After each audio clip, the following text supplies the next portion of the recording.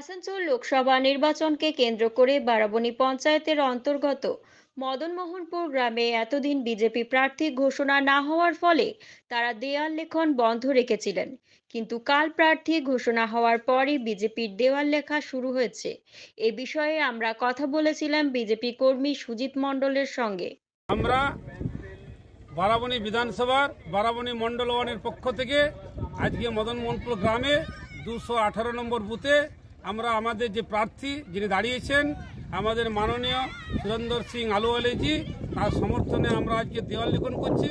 আর আমরা এর আগে প্রতিটি বাড়িতে ডোর টু ডোর আমরা প্রচার করেছি। ভারতীয় জনতা পার্টির সাংগঠনিক দল আমরা প্রচারের মাধ্যমে ছিলাম।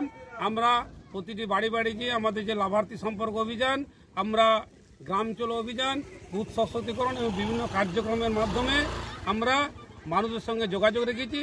এবং এই যে নির্বাচনে আমাদের আলুওয়ালিজি আমাদের আসানসোল থেকে 2 লক্ষ ভোটে জয়লাভ করবে এরকম আমরা একটা আশা রাখছি। এবং মানুষের মধ্যে সর্বসম্মতভাবে আমাদের প্রার্থী আলুওয়ালিজিকে 2 লক্ষ ভোটে জিতিয়ে আমাদের যে ভারতীয় যশস্বী প্রধানমন্ত্রী মাননীয় মোদীজিকে আমরা আলুওয়ালিজি আসানসোল থেকে উপহার দিতে চাই। সুজিত মণ্ডলের সঙ্গে এরপর আমরা কথা বলেছিলাম তৃণমূলের ব্লক সভাপতি। তারপর ওরা এবারে আমরা সত্যপন সেনাকে 2 মাস আগে দিদি কেন্দ্রে ডিক্লেয়ার করে প্রথম কেন্দ্রে সত্যপন সেনার নামে ঘোষণা করে।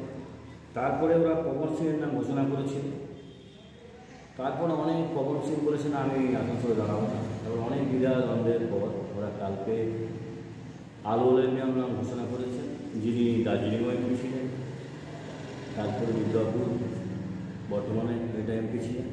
এবার এখানে দেখছি ওখানে কোনো পার্মানেন্ট ওনার কোনো সিট নেই।